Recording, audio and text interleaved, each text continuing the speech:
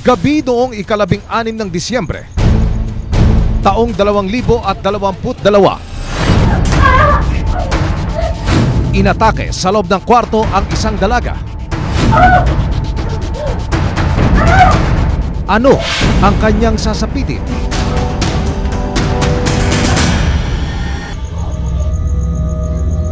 Pasado alas 8 ng gabi, mula sa tindahan, umuwi sa kanilang bahay sa barangay Pulong-Bulo, Angeles City, Pampanga. Ang ginang na itinago namin sa pangalang Maris. Yung tindahan nila na mga 50 meters from their house.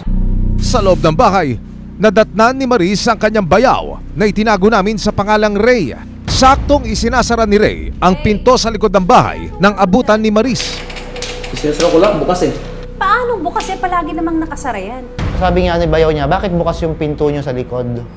Saka hindi pa daw niya nakikita si... Oh, si Lani nasaan? Iwan, baka nasa kwarto. Nagsiselfon. Paano magsiselfone eh? Hindi nga ako nire-replyan. Noong mga sandaling iyon, agad na hinanap ni Maris kay Ray ang anak na si Lani. Hindi niya rin tunay na pangalan.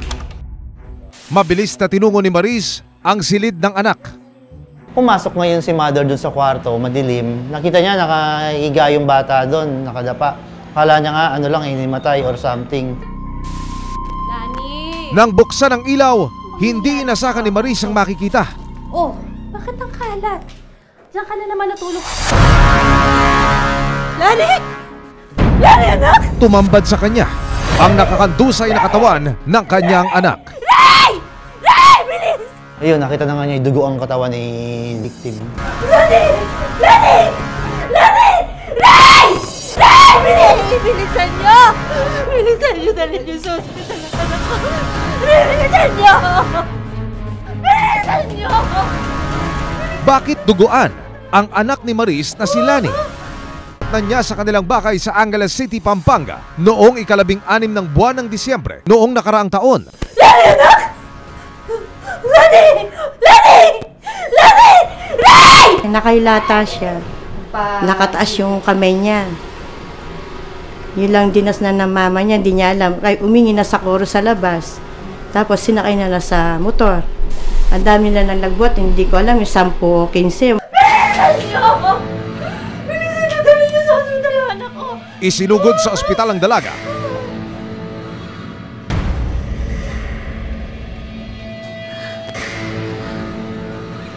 Time of death, 9:20 p.m. Pero dead on arrival na siya. Marami yung natamong saksak sa katawan ng anak niya. I'm sorry, Mrs.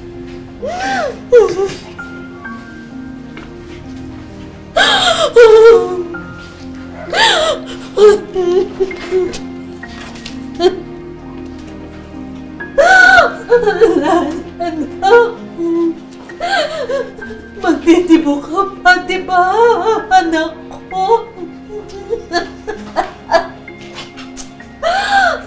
Anak, magpa-birthday ka pa! Anak, bakit mo iniyon si nanay? Anak! Anak! Anak, magtitibo ka pa, maghahanda kita! Anak, kahit anong gusto mo, anak!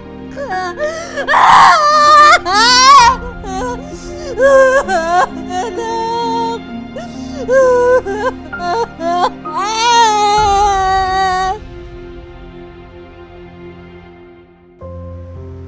Mula nang mangyari ang krimen, pabalik-balik na ng ospital si Maris dahil sa mga iniindang karamdaman. Mula nung nawala siya, parang naputulan ako ng isang paa. Kasi wala na akong pag-aanda na para sa kanya. Hindi matanggap ng ginang ang sinapit ng pinakamamahal na anak. Nagulat ako, ba't gagawin sa anak ko yung ganun? Lalo na, hindi naman siya palalabas ng bahay. Wala naman siyang kagalit sa lugar na yun. Kapag lumalabas lang siya, kapag nag-aaral, nagtitinda, yun lang ang labas-labas niya doon sa bahay na yun eh. Dahil nag-iisang anak ni Maris si Lani, siya lamang ang tanging kasama at katuwang ng ina sa bahay, maging sa kanilang tindakan. Yung nawala rin yung asawa ko, hindi, masakit din kasi guro mo, walang makalalaki ang ama yung anak ko. Kaya yung anak ko, siya na ang naging ano ko simula pagkabata niya. Siya na ang naging buhay ko. Kalahati lang? Opo, Nay. Bahay, eskwelahan at tindahan lang daw ang iniikutan ng buhay ng dalaga ayon kay Maris. Alam mo, anak, dalagang-dalaga ka na talaga, no? Malapit na rin yung birthday mo. Ano bang gusto mong gawin? Ayoko po mag-party, Nay. Sayang lang po yung pera natin. Pangdagdag na lang po yun sa tuition ko. Sigurado ka ba? Anak, minsan lang magdebo. Sigurado po ako, Nay. Napakabait mo ng anak ko na yan. Nung nagka-klase face-to-face, yun lang, klase face-to-face, klase sa face-to-face, bahay, tindahan lang. Yung ganyan lang ang gawa niya. Grade 12 student na si Lani at naghahanda na rin para sa kolehiyo bago maganap ang malagim na krimen. Ang iningi niya lang sa akin, lakarin namin yung scholar niya. Yung sa AFP ng tatay niya. Nalakad naman namin, kulang na lang yun, yung test nilang para sa college. Tapos nasasabitan ng puro honor yan eh. Honor pa nga siya ng grade 11 eh. Halos simula nung maliit siya, na-honor siya. Magtitibo ka pa, di ba, anak ko? Pero ang lahat ng plano ng mag-ina, naglahong parang bulag. Anak, magtitibo ka pa, maghahanda kita. Anak, kahit anong gusto mo, anak. Sino ang posibleng nasa likod ng pagpaslang? At ano ang motibo ng salarin? Umabot ng buhay sa ospital ang 18 taong gulang na si Lani. Hindi niya tunay na pangalan.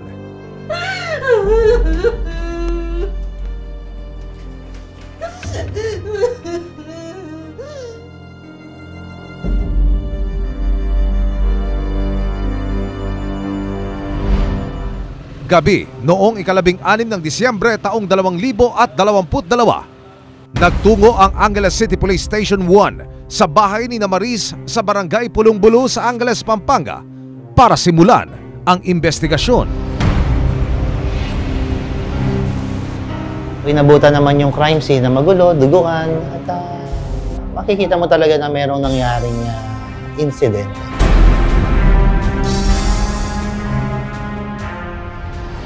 Ayon sa mga pulis, posibleng nanlaban ang biktimang si Lani sa suspect mula sa pananaksak. Nagkaroon siya ng 17 stab wounds. Ang naging cause of death niya is hypovolemic shock secondary to stabbing. Halos madurog ang puso ni Maris sa sinapit ng anak. Kita ko yung saksak niya nasa leeg, sa ulo. Tapos may iwa siya dito. Dito niya mahaba. Tapos yung sa ilalim ng susi niya. Tsaka yung sa dito, meron din. Sa likod. Ikaw daw ang unang dumating dito sa bahay, sabi ng nanay ng biktima. Magkikaila po sana ako. Noong gabing iyon, ipinatawag at inimbestigahan ng mga pulis ang lahat ng posibleng maging persons of interest sa nangyaring krimen. May nakita na ibang tao na pumasok dito sa loob ng bahay? Siyempre, pag nag-iimbestiga ka, anyone can be a suspect eh. Kahit ka mag-anak mo yan o kahit sino yan, you will be considered as suspect kung ikaw ay medyo malapit doon sa lugar o merong makakapag-relate na nakita ka doon sa lugar na yun ng ganong oras, ganong araw. Paniwala ng mga pulis, hindi ibang tao o kakilala ng biktima ang suspect. Doon pa lang sa lugar, naniniwala kami, nung unang pagpunta pa lang namin, na hindi dadayuhin niya ng tao na hindi taga doon kasi looban siya, medyo matao. Kaya imposible na mayroong pumuntang tao doon para lang gumawa ng ganong klase ng krimen. Kaya doon pa lang sa unang investigation, hindi na nawala sa isip namin na taga dito lang ang suspect. Nung pagpunta ko sa likod, bukas yung backdoor. Isa sa mga tinanong at inimbestigahan ang mismong tiyuhin ni Lani na si Ray. Ayon kay Ray, nagtungo siya sa bahay ng bilas para makikain nang mapansin niya na bukas ang pinto. sa likod bahay. Pagkatapos kong kumain, sinasara ko ng ganyan. Tapos dumating yung bayaw ko. Sabi niya, bakit nakabukas yan? Nakasara yan, sabi niya. Hindi, nakabukas dahil nga, kaya nga sinasara ko eh. Bilisan nyo! Bilisan nyo, dalhin nyo sa ospital ang anak ko. Kwento ni Ray, ikinagulat din niya nang bigla na lamang sumigaw si Maris. Nakita ko parang wala na. Tapos humingi sila ng tulong. Kasi binubuhat namin na ganyan, di namin mabuhat dahil madulas na. Yung mga dugo kasi madulas. Ayon sa mga pulis, agad ding nalinis ang pangalan ni Ray mula sa listahan ng mga person of interest sa nangyaring krimen. Meron ba kayo nakita na ibang tao na pumasok dito sa loob ng bahay? Ay, wala. Wala. Ikaw, kayong apat, pwede ba namin kayong check? Part lang ng procedure natin. Hindi naman ganun kaano yung interval nung pagpunta niya doon sa bahay at pagpunta ng mother. So very impossible na makagawa ka ng gano'n na hindi maaawat dahil wala namang 2 minuto. Ang lapit din nung pagitan nila. Sige, pakitanggal lang mga damit. Oh. Sige na, part lang ng procedure to.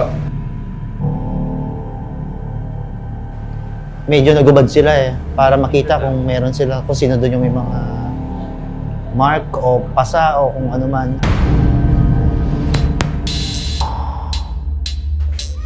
Kinabukasan, muling bumalik ang mga pulis sa crime scene para mag-imbestiga. Ilang kapitbahay ang kanilang nakausap. Alam mo sir, napakabait ng batang yan. Ewan ko bakit nangyari sa kanya yun.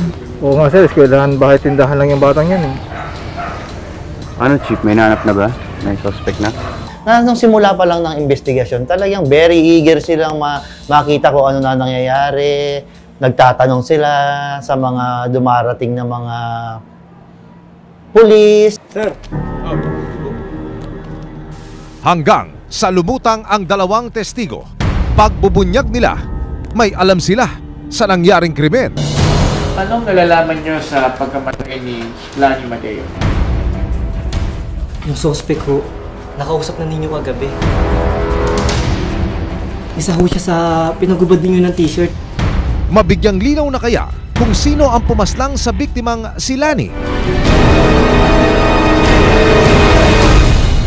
Ito ng Disyembre noong nakaraang taon, isang araw, matapos maganap ang malagim na pagmaslang sa mismong bahay ng biktima na si Lani, 2 testigo ang pumunta sa istasyon ng pulis sa Angeles City, Pampanga at nagbigay ng kanilang pakayag. Ayon sa mga saksi na sina Gina at Kenneth, bago madiskubre ang katawan ni Lani, nakita nila ang 2 nilang kapitbahay na itinago namin sa pangalang Jerry at Abby, di kalayuan sa bahay ng biktima. Anong nalalaman nyo sa pagkamatay ni Lani Mateo? Yung suspect ho, nakausap na ninyo kagabi. Isa ho siya sa pinagubad ninyo ng t-shirt. Sigurado ba kayo dyan? Opo, sigurado po kami. Si Jerry po yun. Ayon pa sa mga saksi, kitang-kita nila na may bakit ng dugo ang katawan ni Jerry habang nag-aabang ng masasakyan sa labas ng kanilang eskinita pasado alas 7 ng gabi. Yung mga witness, nakita nila yung suspect natin doon sa kanto, sa may tindahan, na merong bakas ng dugo sa leeg, sa braso. Napansin rin daw ng 2 saksi ang bakas ng dugo sa bag na dala ng kinakasama ni Jerry na si Abby. Paano nyo naman nasabi yun? Kaya nyo ba patunayan yan? Nakasalubong namin sila sa kalsada. Nakita po namin na may mantya po ng dugo yung bag. Pati po yung leg ni Jerry may dugo din. Mayroong silang dalang bag mag-asawa, kulay puti. May mantsa rin ng dugo. Isa po siya sa pinagubad ninyo ng t-shirt. Ipinagtaka rin ng mga saksi na mabilis na nasa crime scene ang 2 noong mga sandaling nadiskubre ang bangkay ni Lani. Pupunta daw sila sa Sapalibutan. Ang Sapalibutan, masyadong malayo iyon sa lugar na pinangyarihan o sa Pulong-Bulo. Para kung traffic pa, kung pupunta ka doon, napaka-imposibleng makabalik ka agad ng within 20 or 15 minutes. Hindi ibang tao ang gumawa nito kay Lani. Pero yung 2 na yan, nung umalis, nakabalik sila mga almost 20 minutes lang o wala pa. Isa doon sa mga napicturan is yung suspect niya. Dahil sa testimonya ni Gina at Kenneth, itinuring ng Angeles City Police Station 1 na pangunahing suspect sa krimen ang mismong kapitbahay ng biktima na si Jerry. After na maibigay na ng witness yung kanilang identity at yung kanilang mga nalaman, dire-diretso na ang manhunt. Tinungo ng mga pulis ang bahay ni Jerry. Dito, nakausap nila ang kinakasama niya na si Abby. Magandang araw po. Andiyan ho ba si Mr. Jerry Kahilig? Nasa trabaho. Bakit? Siya po ang tinuturong suspect sa pagpatay kay Lani Mateo. Sir. Oh, ano yan? Mrs., ang mabuti pa, sumama ka sa amin sa presinto. Sige, dali niyo yung ebidensya. Tara. Sumama naman siya ng kusa at doon din sa bahay, in plain view, nakita na rin ng ating investigador yung kutsilyong nakabalot doon sa damit na ginamit. Inano natin yun, nirequest natin yun for examination sa SOCO. Bloodstains examination. Jerry Kahilig. Ako nga ho yan. Iniimbitahan ka namin sa presinto. Ako? Bakit ho? Suspect ka sa pagpatay kay Lani Mateo. Ha? Wala akong kinalaman dyan, wala akong ginawa. Kung wala ka talagang alam, sumama ka na lang sa amin. May konti lang kami tatanong sa'yo. Tara na. Hindi ka na. Ngayon, yung asawa, doon siya nahuli sa Jesus Street o doon sa truck nung kanyang pinagtatrabahuhan. Anong kinalaman mo sa pagkamatay ni Lani Mateo? Sir, sinabi ko na ho sa inyo, wala po akong kinalaman doon. Wala kang kinalaman? Eh, kanino to?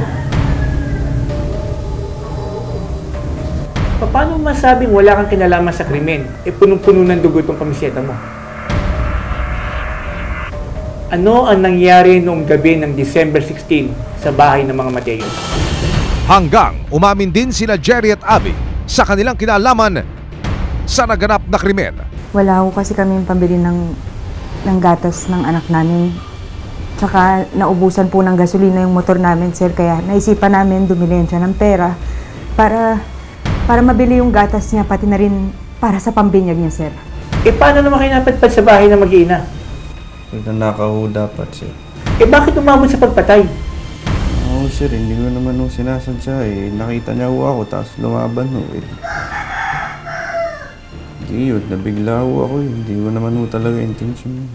Ayon sa extrajudicial confession ni Jerry, kinailangan nila ng panggastos sa binyag ng kanilang anak at pambili ng gatas. Kaya nila naisip na pasukin ang bahay ni Lani. Umuwi ka na muna. Ako na lang didiskarte makakuha ng pera. Mahal, paano ako makaka-uwi? Yung anak mo wala ngang makain. Basta ako na bahala. Sige na, maghanap na lang din ako ng pera. Oo, sige.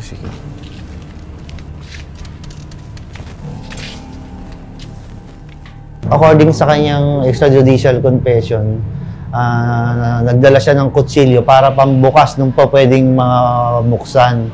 Ayon pa sa sinumpaang salaysay ni Jerry, nagulat siya nang madatnan si Lani sa loob ng kwarto. Ano ginagawa mo dito? Pagbukas niya ng kwarto, nakita niya nga yung si victim na nandun sa loob at nagse-cellphone. Sabi niya, natuliro ba siya o nawala na siya sa sarili? Sasaksak na nga niya si victim. Tulong! Tulong! Uy, Jerry!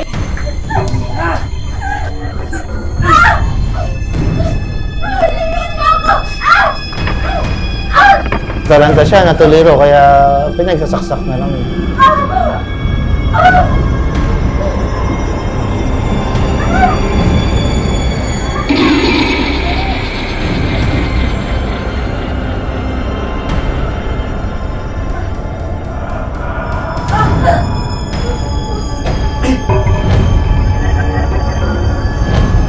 Matapos mapatay ang biktima, doon na raw kinuha ni Jerry ang cellphone ni Lani ayon sa mga pulis.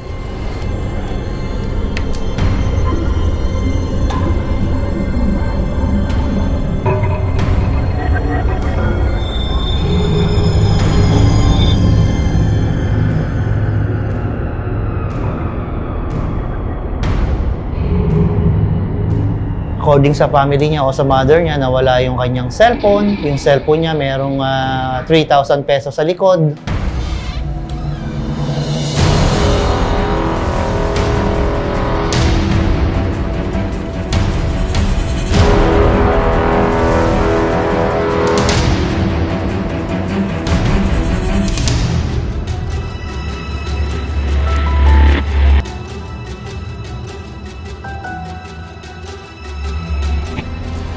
Ayon sa extrajudicial confession ni Jerry, itinapon niya sa sapa ang cellphone ng biktima. According dun sa suspect, tinapon niya dun sa may likuran, sa may malapit sa sapa, kung saan siya tumakas. Nung pinuntahan ng tropa, hindi naman na makita. Maraming nagtutumbahan ng ganyan dito. Parang may daanan na ka. Dito po yung parang nagtumbahan ng mga talahib dito, parang dinaanan ng tao. Diyos ko naman, Jerry, ano nangyayari sa'yo? Paglalakad pa ni Jerry, inamin niya sa kanyang kinakasama ang nagawa niyang krimen. Si Lani na. Anong ginawa mo? Si Lani na patay. Ano patay? Paano nangyari yun? Nakita niya yung nangyari, baka magsumbong eh. Diyos ko, Jerry, balik ka. Anong nagawang tama, Jerry? Diyos ko po naman, paano na yan? Magbihis ka.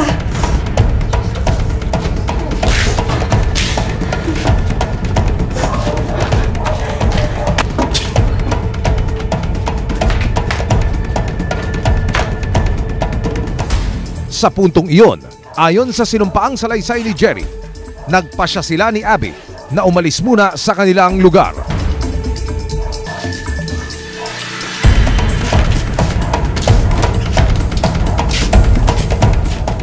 Talagang nagja-jibe yung extrajudicial confession niya, saka yung mga bakas. Ayon kay Jerry, siya lamang ang may gawa ng krimen at walang kinalaman ang kinakasamang si Abby. Pero para sa mga pulis, accessory siya. Unang-una, alam na niya yung nangyari. Itinago pa nila yung mga ebidensya. Sila kasi yung nearest kapitbahay na interview ng pulis, walang sinabi. At kasi nga sa daloy ng investigasyon, kasama pa siya na nagtago ng mga ginamit at yung mga pwedeng maging ebidensya doon sa ginawang krimen. hindi rin inaalis ng mga pulis ang posibilidad na naging lookout si Abby noong pasukin ni Jerry ang bahay ng biktima.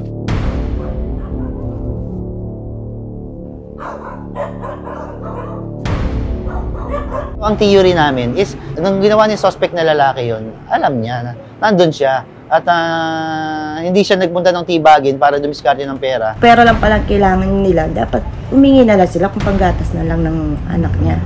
O hindi, pumatay pa sila eh. O siyempre, masakit sa akin yun. Ang tagal kong pinalaki yan, pinag-aral ko, patapos halos nagsisikap ako para sa kanya, tapos ginanyan lang nila, sabi ko. Kung kayo wala kang pangarap, yung anak ko malaki ang pangarap sa buhay, sabi. Kasong robbery with homicide ang isinampa laban sa mga suspect na sina Jerry at Abby.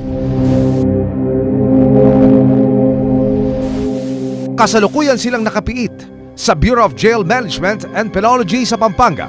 Sinubukan ng investigador na kunan sila ng panig pero tumanggi silang magbigay ng pakayag. Sa ngayon, hindi pa rin lubos maunawaan ni Maris kung bakit kailangang sapitin ng kanyang anak ang marakas na pagkamatay. Kahit nag-iisa, sisikapin daw niyang lumaban para makamit ang katarungan. Ilalaban ko hanggat kakayanin ko to. Gusto kong magulo. Doon na lang po sila. Sa ngalan ni Mike Enriquez, ako si Emil Sumangil at ito ang investigador.